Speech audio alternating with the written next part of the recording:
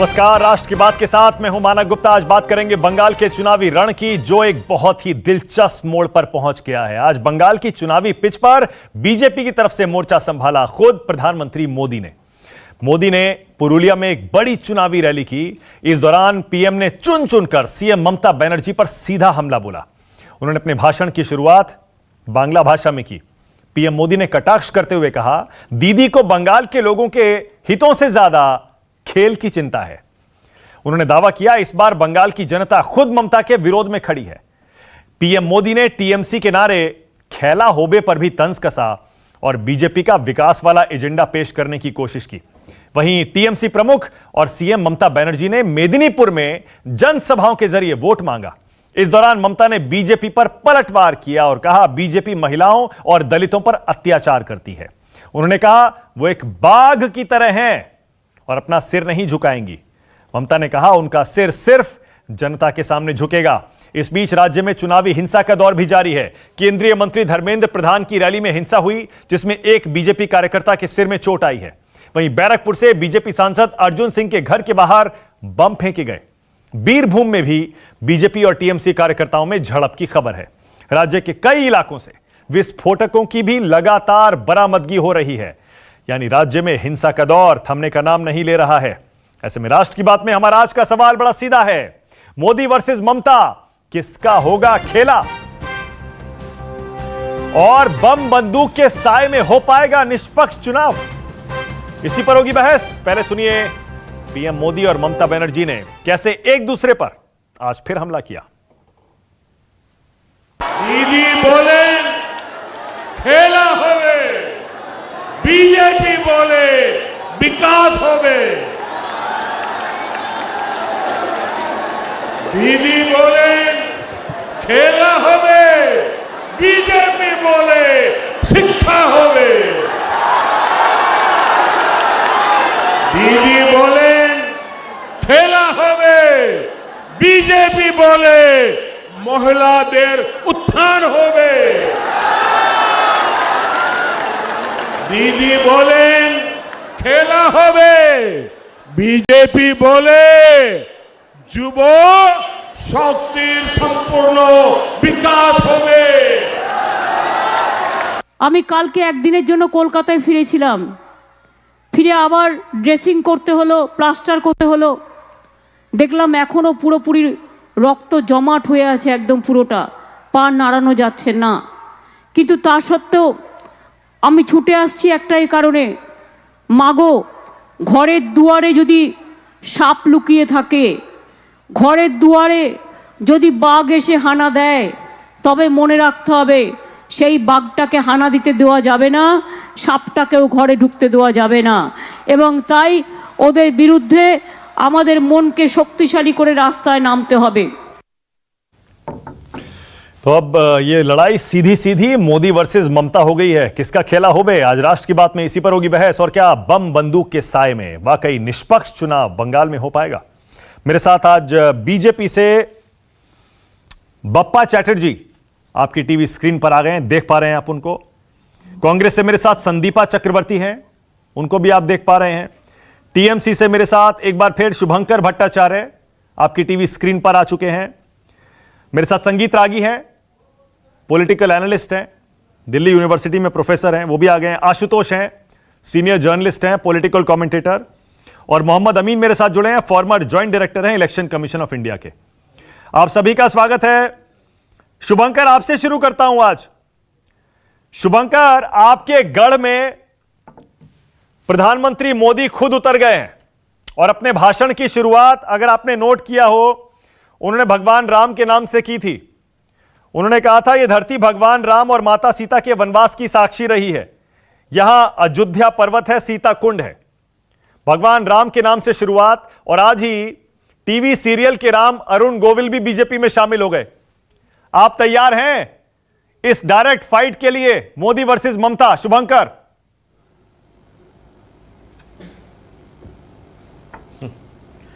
नहीं, मुझे तो बड़ी खुशी है कि देखिए आज प्रधानमंत्री जी को वहां पे जाके बंगाल में जाके आज दीदी के सामने खड़ा होना पड़ रहा है, क्योंकि बीजेपी में अपना कोई नेतृत्व वहां पे अभी तक पैदा नहीं कर पाई।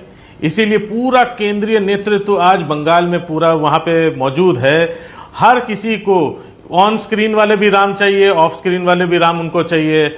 उनको दुर्गा जी की मतलब खैर उन्होंने अगर थोड़ा सा दिलीप घोष को समझाया होता है, उनको कहा होता है कि नहीं भाई दुर्गा जी को भी कहीं ना कहीं एडजस्ट कर लें, बंगालियों के साथ जो है उनका जो है हमारी जो अपनी जो धर्म है, अपना जो धार्मिक काफी टच उनके साथ जो है दुर्गा जी के साथ जुड़ा हुआ है, तो हम लोग को भी थोड़ा हिंदुत्व का जो है सर्टिफिकेट हम लोग को भी जारी कर दें। लेकिन खैर मैं ऑफलाइन और ऑनलाइन मैं भगवान राम की बात तो मैं नहीं जानता हूं। मैं इतना जानता हूं कि भगवान राम एक ही थे और उनके हिसाब से हम लोग वहां मानते हैं नहीं मानते, हम लोग जय श्री राम बोलते अपने घर पे बोलते हैं और आनंद से बोलते हैं। ना किसी के सामने लाठी भांज के बोलते हैं, ना किसी के सामने भाजपा का झंडा लहरा के बोलते हैं, ना टीएमसी का झंडा लहरा के बोलते हैं। अब तक कोई जरूरत नहीं आन पड़ी थी। खैर अच्छी बात है और प्रधानमंत्री जी वहां पे बोलने जा रहे हैं और राम को लेकर बोल रहे हैं, बहुत बहुत स्वागत है। अब आते हैं बात विकास पर। उन्होंने कहा विकास होबे। अरे विकास कैसे होबे, की करे विकास होबे, एकटू आमी तो एटा जानी। मैं बंगला में उनको संबोधन कर देता हूं, भाई हमको भी तो समझ में आए वो विकास होगा कैसे। उसी तरीके से जैसे पूरे देश में होता आ रहा है, उसी तरीके से जैसे इंडस्ट्री पे इंडस्ट्री खत्म होती चली जा रही है, देश में इंडस्ट्री बचा नहीं पा रहे हैं। एक प्रदेश में हम बड़े बड़े सपने दिखा रहे हैं। कौन सी इंडस्ट्री ऐसी बची है जिसको बेचने में, उनके फर्म्स को निकालने में इनका हाथ नहीं है। जहां पे हम लोग कहते हैं अब तक डीमोनेटाइजेशन को लेकर सबसे ज्यादा डीमोनेटाइजेशन के अगेंस्ट में अगर लड़ाई कहीं हुई थी तो बंगाल में हुई थी। लोग सड़क पर उतर आए थे और ये वही डीमोनेटाइजेशन के अपराधी हैं जो आज वहां पे जाके कह रहे हैं कि भाई अब हम यहां पे आके विकास करेंगे। अरे देश का तो विकास कहीं तो कर लिए होते। गुजरात का मॉडल, इधर का मॉडल, ये कहते वायलेंस। अरे बाबा गोधरा में तो फूल बरसे थे साहब, यूपी में आए थे तो यूपी में फूल बरसा के आए थे। तो इनका तो पूरा जो इतिहास है वो देखा जाता है कि भाई किस तरीके से ये कहां जहां इनका सरकार आई वो किस प्रकार से आई है। अब इसमें मुझे जरा बताएं प्रधानमंत्री जी आके नया मॉडल क्या पेश कर रहे हैं। मैंने पूरा सुना, मॉडल क्या नया आया, जरा ये बताएं। नेता तो सब वही हैं जो हमारे यहां से मांग के लेके तो रहे डबल इंजन की सरकार आएगी, साफ होके इनके साथ डबल इंजन की सरकार कह तो रहे हैं। वो जहां भी राज्य में जाते हैं वो कहते हैं केंद्र में राज्य में दोनों जगह बीजेपी की सरकार होगी तो अच्छा विकास होगा। वो कह रहे हैं आप खेला होबे करते रहिए, हम सोनार बांग्ला बनाएंगे, हम विकास करेंगे। आप देख रहे हैं कैसे आपका नैरेटिव जो है, नया नैरेटिव प्रधानमंत्री सेट कर रहे हैं। बंगाल दौड़े और दूसरा इंजन नॉर्थ की तरफ दौड़े तो उस ट्रेन का क्या होगा। नहीं मुझे इतना बता दें, अगर एक इंजन अगर साउथ की तरफ दूसरा इंजन नॉर्थ की तरफ दौड़े तो उस ट्रेन का होगा क्या। क्योंकि देखिए नेता तो वही हैं जिनको आपने हमारे यहां से तोड़ के ले गए। ईडी का डर दिखा के, सीबीआई का डर दिखा के ले तो गए, लेकिन साहब यही नेता जब अपने जनता के सामने जाते थे तो उन नीतियों के विरुद्ध में जाते थे जो ये चलाया करते थे। और आज वो आशा कर रहे हैं कि उन नेताओं को वापस जनता के बीच में भेजेंगे। नहीं, मुझे ये बताइए आप प्रधानमंत्री मोदी का मुकाबला कैसे करेंगे, मुझे ये बताइए। क्या जनता प्रधानमंत्री मोदी देखिए, जितने भी सर्वे देख लीजिए, जितने भी चुनाव देख लीजिए, इस समय देश के सबसे लोकप्रिय नेता हैं शुभंकर। इसमें दूर दूर तक किसी को भी कोई शक व शुबा नहीं होना चाहिए, और वो इसलिए नहीं होना चाहिए क्योंकि बार बार चुनावों के जरिए उनकी परीक्षा होती आई है। ओरेटर बंगाल में कैसे मुकाबला करेंगे ये बताइए। मानता हूं जनाब, बिल्कुल मानता हूं। नहीं मानक जी, बिल्कुल मानता हूं, सम्मान करता हूं कि हमारे प्रधानमंत्री जी ओरेटर बहुत अच्छे हैं। लेकिन साहब इस समय देश को एक अच्छा प्रधानमंत्री चाहिए था, ओरेटर अच्छा नहीं चाहिए था। ओरेटर तो पूरे भाजपा में बैठे पड़े हुए हैं, बोलने वाले सब अच्छे हैं, लेकिन साहब इस समय हम लोग को ना कुछ करता चाहिए। इस समय वक्ता तो बहुत भरे पड़े हुए हैं। वक्ता के नाम पर तो मैं तो कहूंगा कि भाई तो संगीत रागी जी भी बहुत है, ये भी प्रधानमंत्री के बनने के योग्य तो मुझे दिखाई देते हैं। तो भाजपा में तो सभी मंत्री और मुख्यमंत्री हमें दिखाई दे रहे हैं। लेकिन मैं इतनी बात से पूछना चाहता हूं, जब मॉडल की बात करते हैं तो थोड़ा मॉडल भी तो बताएं कि जिन किसानों को सड़क पर बैठा रखा है तो बंगाल के किसान के लिए आप अलग क्या करेंगे। व्यापारी जो आपके लिए जो जिनका पूरे व्यापार बंद हो चुका पूरे देश में, बंगाल में नए व्यापार कैसे खड़े करेंगे। ओके, एमएसएमई की हालत पूरे देश में क्या हालत हो रही है सब देख रहे हैं, वहां पे कैसे आप अलग करेंगे। बप्पा चैटर्जी आपने सुना शुभंकर का बड़ा सीधा सीधा इशारा है। वो कह रहे हैं प्रधानमंत्री मोदी को अगर आप ममता बनर्जी के सामने उतारेंगे तो फिर पूरे देश में आपकी सरकार के अंदर जो कुछ हो रहा है वो सारे मुद्दे यहां पर उठेंगे, चाहे वो इकोनॉमी का मुद्दा हो, चाहे वो नोटबंदी का मुद्दा हो, चाहे वो बेरोजगारी का मुद्दा हो। आपकी देश की सरकार का रिपोर्ट कार्ड बंगाल में पेश किया जाएगा फिर बप्पा चैटर्जी। एकदम जरूर पेश किया जाए, कोई दिक्कत नहीं है। वो लोग किसी विषय पे लड़ना चाहते हैं लड़े, कोई दिक्कत नहीं है। बात मुद्दे की हो, बात विकास की हो, तो हम लोग विकास के विषय से पीछे नहीं हटने वाले। लेकिन विकास के विषय में हम लोग भी उनसे एक सवाल करते हैं कि पिछले 10 सालों में उन्होंने क्लबों में रुपया बांटे, उन्होंने क्लबों के फीते काटे। माननीय मुख्यमंत्री ढेरों क्लब में पैसा बांटे, ढेरों क्लब के ओपनिंग का फीता काटे, लेकिन बंगाल में एक भी कारखाना, नया कारखाना 10 साल में ओपनिंग नहीं कर पाए, एक भी फीता नहीं काट पाए। कोरोना का वैक्सीन लेके कल झूठ खुद स्वयं मुख्यमंत्री बता रही हैं। और दूसरा बात रहा एम्प्लॉयमेंट लेके, आज मुख्यमंत्री जी का जो भाषण था वो एम्प्लॉयमेंट रेट लेके, वो भी उसमें भी झूठ फैला रहे हैं। पूरी तरीके से झूठ का बाजार कर रहे हैं और झूठ का पुलिंदा खड़ा कर रहे हैं। क्यों वो लोग ये नहीं बता रहे कि कैसे पश्चिम बंगाल में राशन चोरी करते हैं? क्यों ये नहीं बता रहे पश्चिम बंगाल में वोट के समय, पंचायत निर्वाचन के समय में उन्होंने किसी को नॉमिनेशन तक करने नहीं दिया? वोट डालना तो बहुत दूर की बात है, नॉमिनेशन तक करने नहीं दिया गया। 140 कार्यकर्ता को, भारतीय जनता पार्टी के 140 कार्यकर्ता को कहीं पेड़ के ऊपर फांसी दे के झुला दिया गया, कहीं मार के टांग दिया गया। इस पे क्यों बात नहीं कर रहे? क्यों आज टेट का परीक्षा हर साल नहीं हो रहा? क्यों आज पैरा टीचर लोग रास्ते पे बैठे हुए हैं? उनके लिए मुख्यमंत्री का एक भी विषय नहीं आ रहा है। शुभंकर कह रहे हैं आपको प्रधानमंत्री मोदी को क्यों उतारना पड़ा? लंदन नहीं बना, शुभंकर पूछ रहे, सुनिए ना, दार्जिलिंग स्विट्जरलैंड नहीं बना। ओके, सुनिए तो सही। वो जो वादा करके आई थी वो वादा पूरा क्यों नहीं की? वो विषय में बोले वो। ओके बप्पा चैटर्जी, शुभंकर कह रहे हैं प्रधानमंत्री मोदी को आपको उतारना क्यों पड़ा बंगाल में? इसका मतलब आपके पास स्थानीय चेहरा कोई है नहीं? देश के प्रधानमंत्री है और भाजपा के बड़े कद के नेता है, तो भाजपा चुनाव लड़ रही है, उनके प्रधानमंत्री लड़ रहे हैं। ये ऑल इंडिया तृणमूल कांग्रेस की तो जैसे नहीं है ना कि नाम में लिखते हैं ऑल इंडिया तृणमूल कांग्रेस और पूरे भारतवर्ष में कहीं तृणमूल का जोड़ा फूल दिखता नहीं है। उनका अस्तित्व ही पूरा भारतवर्ष में कहीं नहीं है। अब इस बार तो बंगाल में भी उनका अस्तित्व संकट में है। इसी वजह से वो लोग अभी झूठ का पुलिंदा तैयार करके, झूठ फैला कर, भीख देकर सोच रहे हैं भाता देकर नौकरी नहीं देंगे, भाता देकर और अरे क्या बात कर रहे हैं बप्पा चैटर्जी? एक सेकंड बप्पा चैटर्जी, अरे ऐसे मत बोलिए। ऐसा ये जो अलाउंस और जो सुनिए ना, मेरी बात तो सुनिए। इस तरह की सरकारी स्कीम्स हर सरकार लॉन्च करती है, आप इसे भीख मत कहिए जनता के लिए, ऐसे मत बोलिए। नौकरी के विषय में क्या प्रोजेक्शन है? नहीं भीख मत बोलिए, माफ करिए। नहीं बिल्कुल नहीं, मैं बिल्कुल अलाउ नहीं करूंगा, माफ करिएगा। नहीं बिल्कुल नहीं, क्योंकि आपकी सरकार भी करती है, इस तरह के अलाउंसेस देती है। क्या बात कर रहे हैं आप? ये भीख कैसे हो गया? कैसे भीख बोल रहे हैं आप? ये पश्चिम शिक्षित युवाओं के लिए अपमान है। उनको नौकरी चाहिए, आप भाता दे रहे हैं। अरे आपकी सरकार भी देती है भत्ता, क्या बात कर रहे हैं बप्पा चैटर्जी? आपकी सरकार भी देती है भत्ता, कैसे आप ये दोहरे मापदंड अपना सकते हैं? आप कह रहे हैं वो भत्ता दे रहा है वो भीख है। आपकी सरकार जो भत्ता देती है केंद्र से भी देती है और कई राज्य सरकारें भी देती है, वो भी भीख हो गया। 10 साल में सरकार में आने के समय वो विषय पे बात करें ना। नहीं 10 साल में वो माफ करिएगा। नहीं एक सेकंड, नहीं बिल्कुल नहीं। मैं देखिए, क्योंकि जो गरीबी रेखा से नीचे हैं या जो जरूरतमंद लोग हैं, उसके लिए भत्ते हर सरकार हर पार्टी देती है। इसीलिए प्लीज सोच समझकर बोलिए बप्पा चैटर्जी। मैं कांग्रेस की प्रवक्ता के पास जा रहा हूं, क्योंकि अब ऐसा लग रहा है कि ये संदीपा, ये लड़ाई ममता और मोदी की हो गई है, इसमें कोई दूसरी पार्टी दिख नहीं रही है। क्या आपको भी ऐसा लगता है संदीपा?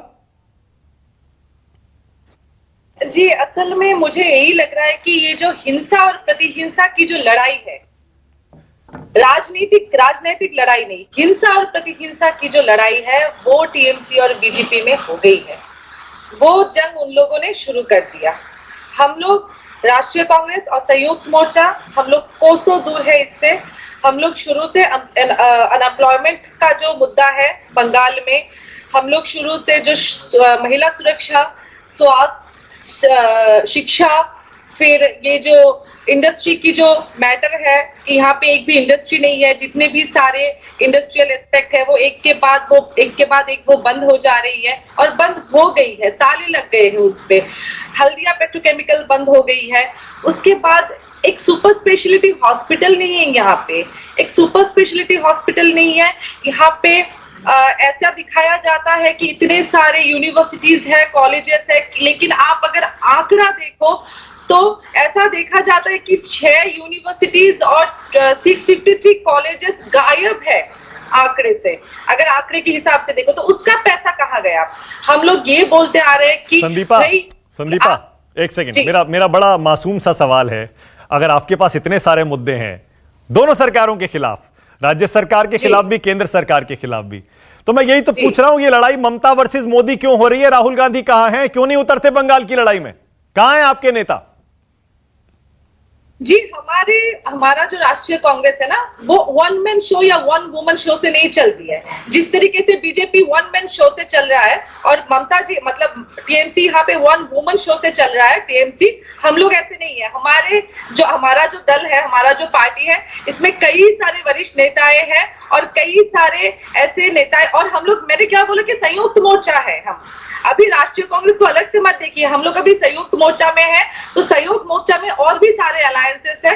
तो राहुल गांधी जी दौरा कर रहे हैं, राहुल गांधी जी असम जा रहे हैं, राहुल गांधी जी तमिलनाडु जा रहे हैं, केरल जा रहे हैं, तो उस चीज को देखिए ना, एक हर एक स्टेट का और हर एक पार्टी का देखिए। ये बंगाल आएंगे ना, मैं ये पूछ रहा हूं, बंगाल आएंगे ना भाई? ममता वर्सेस, ये लड़ाई सिर्फ ममता वर्सेस मोदी तो नहीं हो जाएगी? बंगाल में क्यों नहीं आ रहा है, ये मुद्दा नहीं हो सकता है। मुद्दा होना चाहिए कि बंगाल क्यों इन्वेस्टमेंट फ्रेंडली स्टेट नहीं है, ये मुद्दा होना चाहिए। नहीं, वो मुद्दा है। देखिए सुनिए ना, एक संदीपा, नहीं एक सुनिए ना संदीपा, देखिए संदीपा, एक सेकंड, संदीपा सुनिए ना, कि पैरा टीचर्स को सैलरी क्यों नहीं मिल रहा है? ओके संदीपा, आप रुकिए ना, मेरी बात तो सुनिए। मैं कह रहा हूं आप बिल्कुल ठीक कह रही हैं, आप बिल्कुल ठीक, मैटर है सर। ओके मैम, मैं ये कह रहा हूं बिल्कुल सही कह रही है, ये सारे मुद्दे होने चाहिए, लेकिन वो मुद्दे उठाने के लिए आप अपने स्टार प्रचारक को सामने लाएंगे या नहीं लाएंगे? राहुल गांधी आपके सबसे बड़े, सबसे पॉपुलर फेस हैं, सबसे बड़े नेता हैं, वो बंगाल आएंगे या नहीं आएंगे ये सारे मुद्दे उठाने के लिए? ये पूछ रहा हूं मैं। जी राहुल, मैंने वापस से मैं बोल रही हूँ कि राहुल गांधी जी वरिष्ठ नेता है हमारे, लेकिन यहाँ पे और भी कई सारे नेताएं हैं। ओके। और भी अधीर रंजन चौधरी जी हैं, उनके लीडरशिप में हम लोग यहाँ पे काम करें। ओके। एक बात बताइए, ये राहुल गांधी जी पे क्यों अड़े हुए हैं? अगर राहुल गांधी जी नहीं आए तो प्रॉब्लम, आए तो नहीं, एक सेकंड, नहीं, अरे नहीं, ऐसा कुछ नहीं है। नहीं, देखिए सुनिए ना, नहीं, बड़ा सिंपल है। संगीत रागी आशुतोष को लाइए ना, एक मिनट, नहीं, मकसद ये नहीं है कि राहुल गांधी आए तो प्रॉब्लम, ना आए तो प्रॉब्लम, ये नहीं है मकसद। ये हर पार्टी ने अपना सबसे बड़ा, सबसे पॉपुलर चेहरा इस लड़ाई में उतारा है, बंगाल की लड़ाई में, सबके लिए अहम है। संगीत रागी, पहले आप, ये ममता वर्सेस मोदी फाइट क्यों बन रही है? संगीत रागी, राहुल गांधी क्यों नहीं उतर रहे इसमें? पहले आपका कमेंट संगीत रागी।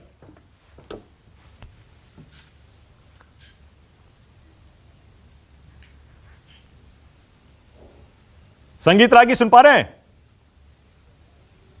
लगता है संपर्क टूट गया। आशुतोष, आशु आपको क्या लग रहा है, ये क्या ममता वर्सेस मोदी हो रही है क्या फाइट, और क्यों ऐसा क्यों हो रहा है कि राहुल नहीं आ रहे? मानक, दो चीजें। पहली बात तो ये कि पश्चिम बंगाल के अंदर कांग्रेस की स्थिति बहुत कमजोर है, और हालांकि इस बार उनको 44 सीटें मिली थी, लेकिन इस बार वो 20-25 सीटें भी पा जाए तो अपने आप को बहुत लकी समझेंगे उस लिहाज से। दूसरी बात तो मैं ये कहना चाहता हूं कि दरअसल पश्चिम बंगाल के अंदर अगर आप भारतीय जनता पार्टी का कोई नेता अगर आप देख लें तो कौन है नेता जो ममता बनर्जी के स्टेचर को टक्कर दे सकते? क्या दिलीप घोष दे सकते हैं, या कौन दे सकता है? कोई भी नेता नहीं आप, बल्कि ये ऐसे नेता भी नहीं जो शायद अपनी कॉन्स्टिट्यूंसी अपने बल पर जीत की पूरी कोशिश ये है कि नरेंद्र मोदी आएंगे तो जीतेंगे। लेकिन इसमें पेच है। पेच क्या है? नरेंद्र मोदी को पश्चिम बंगाल का मुख्यमंत्री नहीं बनना है, तो जो फॉर्मूला केंद्र के ऊपर लगता है कि नरेंद्र मोदी के सामने तीना फैक्टर है, यानी देयर इज नो अल्टरनेटिव, वही फॉर्मूला पश्चिम बंगाल में ममता बनर्जी को लेकर लगता है। इसलिए अगर लड़ाई ममता बनर्जी वर्सेस नरेंद्र मोदी होगी, तब पश्चिम बंगाल के अंदर भारतीय जनता पार्टी को बड़ी मुश्किल आने वाली, क्योंकि भारतीय जनता पार्टी ये साबित नहीं कर पाएगी कि नरेंद्र मोदी देश के प्रधानमंत्री रहेंगे या पश्चिम बंगाल के मुख्यमंत्री रहेंगे। वहां तो मुख्यमंत्री का चुनाव। दूसरी बात, मुझे लगता है कि जब देश के प्रधानमंत्री कहते हैं खेला हो गया तो विकास हो गए, तो ये जो बात है, बात में भी नुकसान सरकार को हो सकता है। उसका कारण बहुत स्पष्ट है। कारण यह कि आप मार्च 2020 के आंकड़े देखिए, लगातार 8 क्वार्टर में भारत की जीडीपी लगातार नीचे गई है और 4.2% थी। दिसंबर 2019 में नॉमिनल जो जीडीपी थी वो 7.99% थी, जो 2002 के बाद सबसे नीचे थी। जो क्रेडिट क्राइसिस थी, जिसको नीति आयोग के सीईओ राजीव कुमार ने बोला था, खुद राजीव कुमार नीति आयोग के सीईओ है, उन्होंने कहा कि पिछले 72 साल की सबसे बड़ी क्रेडिट क्राइसिस है। जो मैन्युफैक्चरिंग सेक्टर था वो 0.2% आके ठहर चुका था। तो अगर आप विकास होने की बात करेंगे, जो अनएम्प्लॉयमेंट था वो 45 साल के सबसे हाईएस्ट पीक पर पहुंचा हुआ था। अब ये आंकड़ा अगर ममता बनर्जी ने अगर पश्चिम बंगाल की जनता को देना शुरू कर दिया कि देश के स्तर पर तो विकास की हालत ये है और यही लोग क्या पश्चिम बंगाल के अंदर करेंगे, तो घाटे का सौदा होने वाला है। इसलिए भारतीय जनता पार्टी को जो सबसे अच्छी रणनीति है, जिसमें वो माहिर है, वो ये है कि भाई हिंदू मुसलमान की बात करिए, उस पर ममता बनर्जी डिफेंसिव रहेंगी। ठीक है, ओके। अच्छा, जो मैंने शुरू में ओरिजिनल सवाल पूछा था आशुतोष, वो शायद पता नहीं आपने वो डायरेक्टली नहीं लिया। राहुल गांधी क्या इसीलिए नहीं जा रहे आशुतोष? मैं और उसको डायरेक्टली पूछ लेता हूं, क्योंकि उनको पता है बंगाल में हमारा कुछ नहीं होने वाला है। मुझे लगता है कि राहुल गांधी को कोशिश असम में करनी चाहिए, जहां पे उनकी पार्टी और बीजेपी के बीच में बराबर की लड़ाई है। पश्चिम बंगाल में अगर वो अपनी एनर्जी लगाएंगे तो वहां पे कोई फायदा होने वाला नहीं है। वहां बीजेपी वर्सेस टीएमसी की लड़ाई है, और उसमें कांग्रेस कितनी भी कोशिश कर ले, लेफ्ट फ्रंट के साथ कोशिश कर ले, वो उससे बहुत ज्यादा फायदा होने वाला नहीं है। वो कोशिश करें केरल के अंदर, कोशिश करें वो कोशिश करें पुडुचेरी के अंदर, वो कोशिश करें असम के अंदर। तमिलनाडु और बंगाल उनके रीच के बाहर है। यानी कि ये सही स्ट्रैटेजी है। Okay, all right. Bappa Chatterjee आइए, पहले तो ये बताइए, बप्पा चैटर्जी लाइए उनको स्क्रीन पर। बप्पा चैटर्जी, सुना आपने आशुतोष क्या कह रहे हैं? और यही बात शुभंकर कह रहे थे कि प्रधानमंत्री मोदी को आपने उतार तो दिया है, लेकिन जनता यह देखेगी कि पीएम मोदी सीएम तो बनने वाले हैं नहीं। ऐसे में वो मोदी वर्सेस ममता की फाइट में मोदी को क्यों चुनेगी? देखिए, मोदी को चुनने का कारण एक ही है, वो है देश का सर्वांगीण विकास।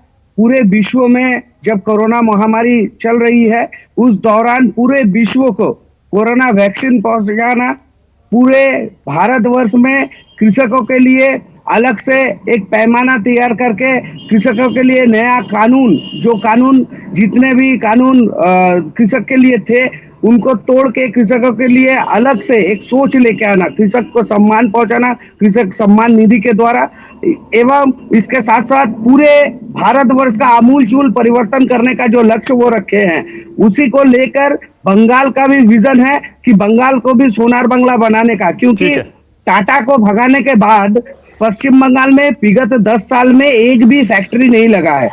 भारतीय जनता पार्टी की सरकार आने के बाद हम लोगों का पहला और मेन मकसद यही है कि पूर्ण रूप से यहाँ पर ही कुछ ना कुछ शिल्प आए, बाहर से शिल्प आए, रोजगार जनरेट हो, और यहाँ के जो पश्चिम बंगाल के जो शिक्षित बेकार युवक है, जिनको माननीय ममता बनर्जी बोलते हैं बहिरागत तो बाहर से आए हैं, और जिनको बोलते हैं कि आपका कोरोना ट्रेन में भेजवाते हैं, जिनको माने बाहरी मजदूर तक बोल देते हैं शिक्षित बेकार युवक को, उनको बंगाल में ही नौकरी मिले, उनको बंगाल से बाहर जाना ना पड़े। ओके, संदीपा जल्दी से बोलिए, उसके बाद संगीत रागी के पास जा रहा हूं, मोहम्मद अमीन के पास जा रहा हूं। संदीपा क्या कह रही हैं? जी, ये मतलब कोविड वैक्सीन को लेके इतना ज्यादा प्रचार कर रहे हैं, ये तो भारत सरकार ने भेजी है, तो ठीक है, मोदी जी मेरा भी प्रधानमंत्री है, तो मैं ये जो स्टेप है उसका मैं स्वागत करती हूं। आप भी गर्व कीजिए ना इस विषय पे, आपको आपत्ति क्यों है? सर, यही प्रॉब्लम है बीजेपी के, ना खुद बोल सकते हैं ठीक तरीके से, ना दूसरों को बोलने देते हैं। बोलिए संदीपा, बोलिए बोलिए संदीपा। मेरा एक सवाल है पप्पा जी से कि सर, पीएम केयर फंड जो गठित हुआ उसका कोई ऑडिट नहीं होगा, कुछ नहीं होगा, उसके लिए हम लोग लड़ाइयां किए, उसके बाद पता नहीं क्या हो गया, कौन सा ऐसा मतलब ट्रेजर इसमें छुपा हुआ है कि आम जनता को बता नहीं सकते हो, आरटीआई करके भी कोई फायदा नहीं है। एक बात बताइए ना, ये जो पीएम केयर फंड तैयार हुआ, 2 रुपए का भी मास्क आप लोगों ने जनता को दिया? जनता को दिया बीजेपी सरकार ने? सबसे बड़ी दूसरा सवाल सर, एक सवाल ये है, दूसरा सवाल सर बोलने दीजिए, सर बप्पा जी बोलने दीजिए, चैटर्जी सर बोलने दीजिए।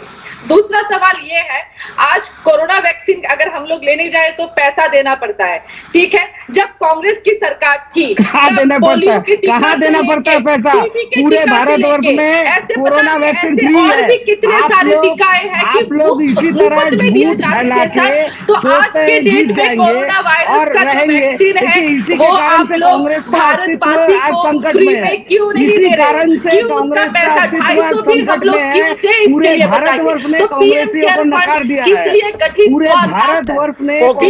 ओके संदीपा एक सेकंड जवाब सुनिए। संदीपा जवाब सुनिए। झूठ बोलने के कारण से आप लोगों को पूरे भारतवर्ष ने नकार दिया है, इसीलिए झूठ मत फैलाइए। आपको आपका इतना ही क्षमता था तो आप इतने ही कॉन्फिडेंट थे तो आपको लेफ्ट के साथ जाके बंगाल में क्यों लड़ना पड़ रहा है, क्यों आईएसएफ के साथ जाना पड़ रहा है? ऐसा एक दल है अब्बास सिद्दीकी जो बार बार उनके सारे वीडियोस वायरल है, जो कम्युनल वायलेंस के माने बार बार ऐसा वक्तव्य रखते हैं जो हिंदू मुस्लिम बार बार एक दूसरे तरह का माहौल क्रिएट हो सकता है, उसके साथ आप लोग को जाना पड़ रहा है। मैंने परिस्थिति देखिए, कांग्रेस का अवस्था ऐसा है जिससे उसका चोली पकड़े। अब एक सेकंड रुक जाइए, संगीत रागी को लाइए जरा, संगीत रागी को लाइए। संगीत रागी, पहले मैं आपके पास आया था, अब तक आवाज नहीं गई थी मेरी। मेरा सवाल आपसे यह था संगीत रागी, क्या प्रधानमंत्री मोदी के बंगाल के रण में उतरने के बाद खेला बदल गया क्या? वहां का खेला, क्या ममता वर्सेस मोदी फाइट में खेला बदल गया क्या?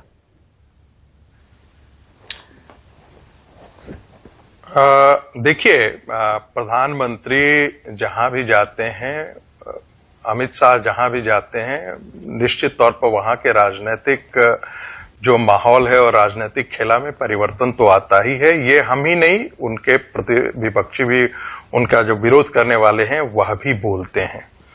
दूसरी बात, कांग्रेस पार्टी आज के दिन में 10% की पार्टी है। 10% यानी कि करीब 4,441 के आसपास इस देश में विधानसभाओं के सदस्य हैं, उनमें से 640 के आसपास कांग्रेस पार्टी के हैं। इसलिए कांग्रेस आज के दिन में एक स्थानीय, इसको लोकल पॉलिटिकल पार्टी के तौर पर भारतीय राजनीति में इमर्ज की है। अभी कांग्रेस की प्रवक्ता कह रही थी कि हमारे यहाँ वन मैन शो नहीं चलता है। आपके यहाँ तो मैडम पूरा का पूरा एक परिवार का ही शो चलता है, वही सब कुछ तय करता है। आप कहती हैं हिंसा प्रति हिंसा में हम राजनीति नहीं करते हैं। कौन भूला होगा 1970 का वो दशक सेनबारी का, जिसमें मां को उसके मारे गए बच्चे के खून पिलाया जाता था। और उसी सीपीएम के साथ आप जिस सीपीएम ने राजनीतिक हत्याओं की संस्कृति पश्चिम बंगाल में डाली, जिसने बंगाल को एक इंडस्ट्रियल स्टेट से खत्म कर करके कहां एक समय इंडस्ट्रियल हब हुआ करता था। जितने उपन्यास लिखे जाते थे उसमें नायक जो है वो भाग करके, बनारस से भाग करके वो बंगाल ही जाया करता था, बिहार से भाग करके बंगाल जाया था, बॉम्बे नहीं जाता था, दिल्ली नहीं आता था, गुजरात नहीं जाता था, क्योंकि वहां उसको रोजी रोटी मिलती थी, वो इंडस्ट्रियल हब होता था। सीपीएम ने उसको खत्म कर दिया। आप उसी सीपीएम के साथ खड़े होने की बात करते हैं और फिर कहते हैं हम नया बंगाल बनाएंगे। सीपीएम और तृणमूल कांग्रेस दोनों पार्टियां बंगाल के अंदर उसका औद्योगिक विकास नहीं कर सकती हैं। उसके कारण है कि जिस राजनीतिक सोच में ये दोनों पार्टियां जी रही हैं, मैं कांग्रेस का इसलिए नहीं जिक्र कर रहा हूं कि कांग्रेस न 3 में है न 13 में। बंगाल की राजनीति में वो इकाई भी नहीं आ सकता उसके पास, उसकी कोई जमीन नहीं रह गई है, जमीन बची नहीं है। इसलिए बहुत ज्यादा कांग्रेस के बारे में बहुत बात करने का कोई कारण मुझे नहीं दिखता है। कांग्रेस जहां जहां भी तीसरे चौथे पायदान पे भारत की राजनीति में आई है, कहीं वहां से वो दोबारा शीर्ष पर नहीं आ सकी है। तो कांग्रेस के लिए ये सोचना कि बंगाल की राजनीति में वो दूसरे नंबर की कांग्रेस छोड़िए, टीएमसी पर आइए, बताइए मोदी वर्सेस ममता की इस फाइट में संगीत रागी। अभी टीएमसी और कांग्रेस कह रहे थे कि मोदी सीएम तो बनेंगे नहीं, ऐसे में लोग वोट क्यों देंगे बंगाल में? देखिए मैं उसी पर जिक्र मैं थोड़ा सा बोल लूं मैडम, मैं बोल लेता हूं, उसके बाद आप बोल लीजिएगा अपने टर्न पे। देखिए मैं ऐसा इसलिए कह रहा हूं कि सही कहा है, पिछले 10 साल के अंदर ममता बनर्जी जी ने सीपीएम की ही राजनीतिक संस्कृति को आगे बढ़ाया। मैं बंगाल के चुनाव में विकास तो मुद्दा मानता ही हूं, साथ ही साथ बंगाल के सांस्कृतिक वैभव को सुरक्षित रहने का संकट भी आ पड़ा है। जिस प्रकार से बांग्लादेशी मुसलमानों ने वहां की पूरी डेमोग्राफी को बदल दिया है, आने वाले दिनों में कई कश्मीर बंगाल के अंदर खड़े हो गए हैं। और ये मैं बहुत गंभीरता से बोल रहा हूं, क्योंकि वहां की यदि आप कॉन्स्टिट्यूएंसी का स्टडी करेंगे तो ये बहुत साफ दिखा है। ये हिंदू मुसलमान का सवाल नहीं है क्या पाकिस्तानी और बांग्लादेशी एलिमेंट्स को जो हमारे देश के अंदर आकर के घुसपैठ कर करके और बांग्लादेशी इनक्लेव्स खड़े कर दिए हैं, उनकी लड़ाई पश्चिम बंगाल का मुसलमान लड़े, ममता बनर्जी उसको सहायता दे। मैं बार बार कह रहा हूं, यह आने वाला कश्मीर खड़ा होगा।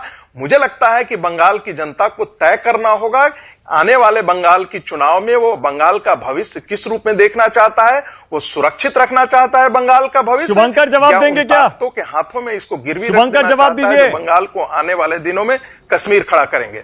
जी हाँ, बोलिए। तो साई बारी को लेके मैं उन्होंने इंतजार जो कमेंट करूंगा किया, उसके ऊपर संदीप मैं रागी जी थोड़ा अपनी सा- बात पूरी संदीप भाई एक सेकंड, शुभंकर बोल रहे हैं, उसके बाद आ रहा हूं। एक सेकंड, हाँ शुभंकर बोलिए। कश्मीर बना रहे हैं, कितने कश्मीर बनाएंगे आप थोड़ा सा बताऊं बंगाल में? संगीत जी ने जिस तरीके से बंगाल का पूरा उदाहरण दिया, इससे पता चल गया संगीत जी को बंगाल के बारे में ज्यादा कुछ पता नहीं है। मैं एक बात पहले बता दूं कि बंगाल की भूमि पर किसी भी समय में कभी हिंदू मुस्लिम इससे पहले कभी हुआ नहीं, जिसका पूरा कराने का प्रयत्न भाजपा और आप जैसे लोग कर रहे हैं। कंटिन्यूअस ये जो बोला जाता है, बंगाली जानते हैं वहां पे क्या होता है, मैं आपको बता दूं, शायद आप लोगों को नहीं पता। मालदा में क्या हुआ था सर, वसीरहाट में क्या हुआ था? बंगाल बोलते हैं तो आप ईस्ट बंगाल को ऑटोमेटिकली आप एक मिनट ईस्ट बंगाल को आप ऑटोमेटिकली वैलिडेट कर देते हैं। रागी जी यही बात गलत है। जब आप बोल रहे थे मैं चुपचाप सुन रहा था, आप सही बोले गलत बोले, मैं आपसे इत्तेफाक रखूं ना रखूं, माफी मांगता हूं, आप बोलिए। आप भी सुने। तो अभी क्या है बात कि हाँ मैं माफी मांगता हूं, मैं माफी। तो देखिए अभी क्या है, बात क्या है कि देखिए इस समय अगर हम बंगाल की बात करें, बंगाल में चाहे बंगाली मुसलमान हो, बंगाली हिंदू, हम लोग बंगाली होते थे। और मैं बता दूं, बंगाल में अगर आप पूरा टोटल अगर पॉपुलेशन को देखें तो अच्छी बहुत बड़ा तादाद जो है वो ईस्ट बंगाल का है, जिसको आप लोग बार बार रोहिंग्या कहते चले आए। हम लोग बंगाली हैं, मैं ब्राह्मण हूं, लेकिन किसी समय में मेरा पैतृक जो वो है वो शायद वहां का बांग्लादेश का हो सकता है। ये बट नेचुरल की बात हो सकती है, क्योंकि पहले ये विभाजन जब नहीं था तो था वहां का। उसका मतलब ये नहीं है कि शुभांकर बांग्लादेशी हो गए, शुभांकर की पैदाइश यही है तो हम यहीं के रहेंगे।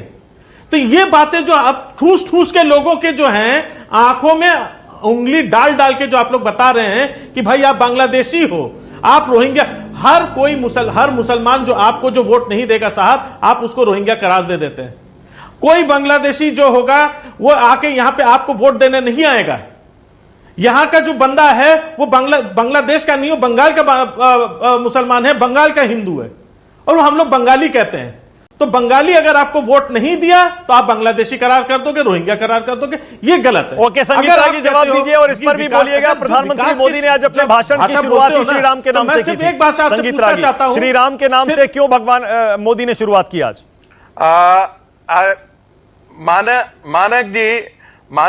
मानक जी मैं एक ही चीज कहूंगा, इन्होंने ब्राह्मण की बात की तो मैं एक छोटी सी टिप्पणी करना चाहता हूं। सत्ता के लिए जनेऊ मत बेचिए। एक दूसरी बात, मेरी बात मत सुनिए।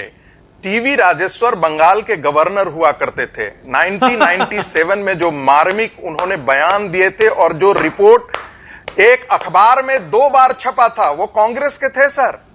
वो आईबी के डायरेक्टर भी रहे थे।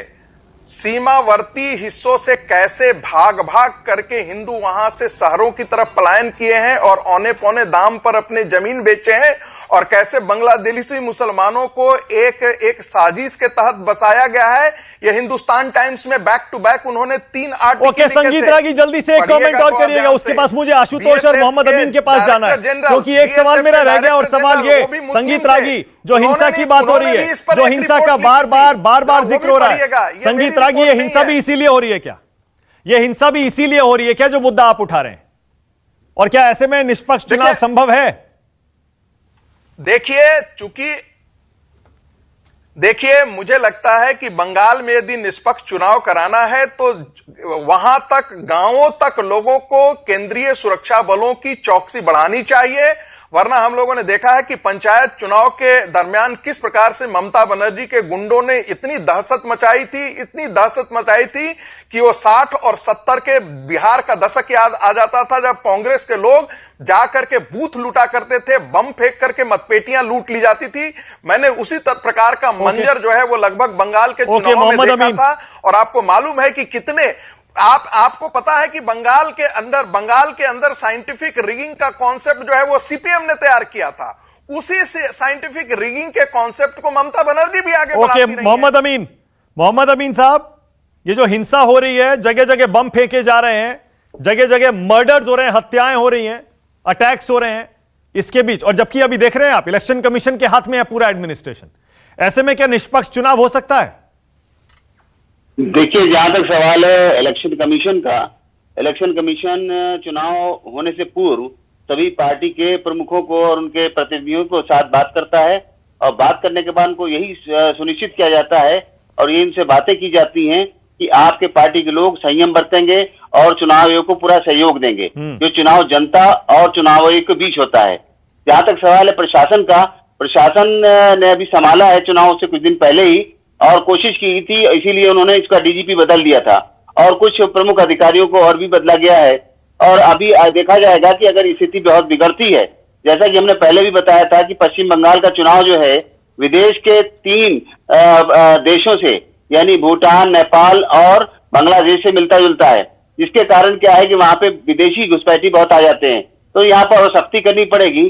जहां तक आज जो दुर्घटनाएं हुई हैं धर्मेंद्र प्रधान जी की सभा में और 2-3 जगह और ही बम और पटाखे चले हैं उनके, तो ये जो चीजें हैं इसके मामले में जो हमारी पैरा ट्रूप लगी हुई है वहां पे, सेंट्रल फोर्सेस हैं, सेंट्रल फोर्सेस वहां पे जाके इंक्वायरी करेंगी और देखेंगी और घर घर तलाशी लेंगी। उसमें फिर यही होगा कि टीएमसी के लोग चिल्लाएंगे और दूसरे दलों के लोग चिल्लाएंगे ये शायद चुनाव आयोग किसी पार्टी से मिला हुआ है। ऐसा नहीं है, हम वहां पर सख्ती चुनाव आयोग बराबर करता है और अब घर घर जाके इनकी तलाशी ली जाएगी और इस तरह की खुफिया रिपोर्टें ली जाएंगी कि जहां पर नेताओं की रैली है और वहां पे इस तरह की दुर्घटनाएं दोबारा रिपीट ना हो। कोशिश यही होगी। और उस पर फिर चुनाव आयोग पे आरोप लगते हैं कि बहुत सख्ती की जा रही है। सख्ती करना अनिवार्य बन जाता है बिल्कुल चुनाव आयोग का। बिल्कुल सही, निष्पक्ष चुनाव कराने के लिए सख्ती करनी पड़ेगी। बिल्कुल सही है। आशुतोष, इतनी हिंसा के बीच किसी और राज्य में शायद चुनाव में इतनी हिंसा हमने कभी नहीं देखी है। क्या निष्पक्ष एकदम नॉर्मल चुनाव आप उम्मीद करते हैं हो पाएगा आशुतोष? नहीं, देखिए मुझे इसमें किसी तरीके की कोई शंका नहीं है कि पश्चिम बंगाल के अंदर चुनाव नहीं होगा। अगर वहां पे चुनाव आयोग चाहेगा तो निष्पक्ष चुनाव करा लेगा। चुनाव आयोग ने ऑलरेडी वहां पे सेंट्रल फोर्सेस का डिप्लॉयमेंट कर दिया है। तो अब ये सवाल खड़े करना कि निष्पक्ष चुनाव नहीं हो सकता है, या तो आपने समय से पहले हार मान ली है और आपको लगता है कि केंद्र में आपकी सरकार है, राज्य में आपने सेंट्रल फोर्स लगा रखी है, इलेक्शन कमीशन वहां पे मौजूद है, उसके बावजूद अगर आप कहते हैं निष्पक्ष चुनाव नहीं हो सकता तो हार मानने का एक कारण समझ में आता है। दूसरी बात, अभी मैं संगीत रागी को सुन रहा था, दरअसल इन लोगों की आदत है ना खुलेआम एक नैरेटिव क्रिएट करते हैं देश के अंदर। भाई पिछले 7 सालों से देश के अंदर नरेंद्र मोदी की सरकार है, भारतीय जनता पार्टी की सरकार है। आप बता दीजिए कितने बांग्लादेशियों को आपने बांग्लादेश वापस भेजा है, एक नाम बता दीजिए, एक लिस्ट दे दीजिए। दूसरी बात, सुप्रीम कोर्ट के ने मैंडेट दिया और मैंडेट देते हुए कहा कि भाई आप एनआरसी कर लीजिए। वहां पे 19 लाख लोग आए थे, उसमें आप पिछले 50 साल से कह रहे हैं कि मुसलमान आ गया, मुसलमान आ गया, मुसलमान आ गया बांग्लादेश से। जरा उस लिस्ट में तो ज्यादातर हिंदू है। तो अगर वो विदेशी है तो अब आप क्यों नहीं भेजते वापस? आप कह रहे नहीं कि वो लिस्ट गड़बड़ है। तो ये इन लोगों की आदत, बोलिए संगीत रागी।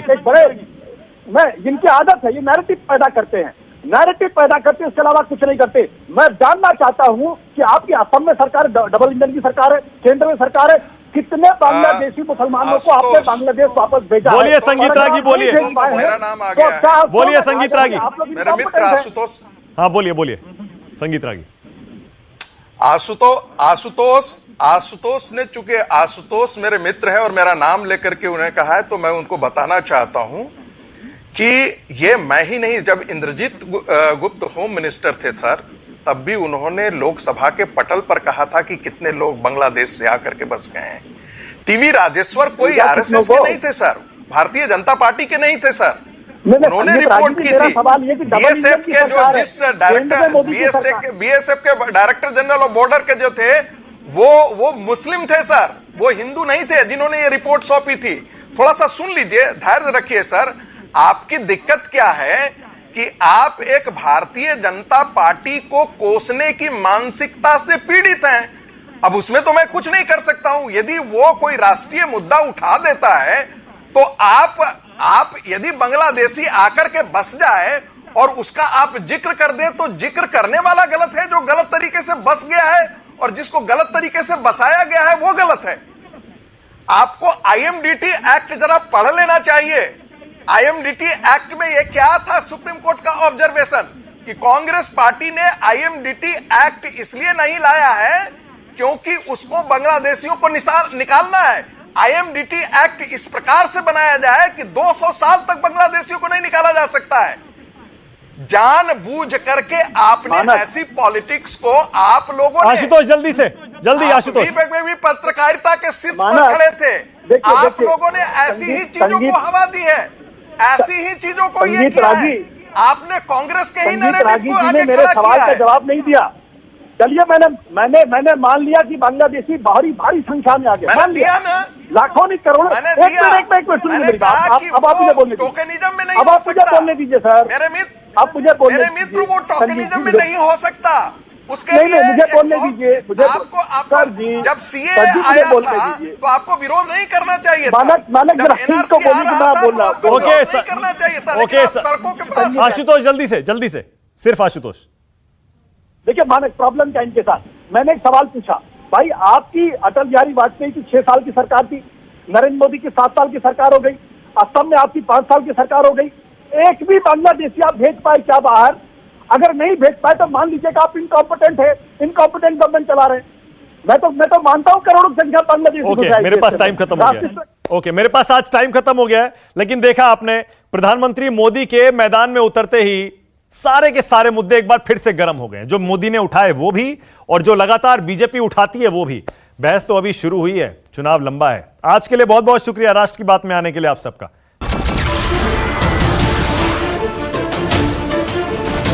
नमस्कार, मैं हूं मानक गुप्ता। अगर आपको हमारा ये वीडियो पसंद आया हो तो इसे लाइक और शेयर जरूर करें, और हां, हमें सब्सक्राइब और फॉलो करना ना भूलें ताकि आप देश और दुनिया की कोई खबर मिस ना करें। तो जुड़े रहिए हमारे साथ और देखते रहिए न्यूज़ 24।